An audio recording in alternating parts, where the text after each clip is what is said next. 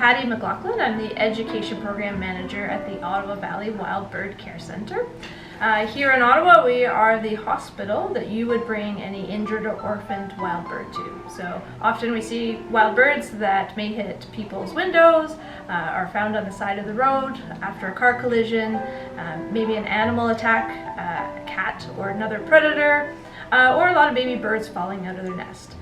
People in their general day-to-day lives will find these birds and want to do something to help, and we are the place to take it to. So we are a charity, so it does not cost you money if you bring the bird to us, but that is because of the wonderful Ottawa community who donates what they can to keep us running. I'm here with my friend Indigo. He is an American kestrel, which is the smallest species of falcon. And Indigo cannot go back to the wild because he was kept by the people who found him with a broken wing. So they tried to do the rehab work that we do, and unfortunately the wing healed crooked.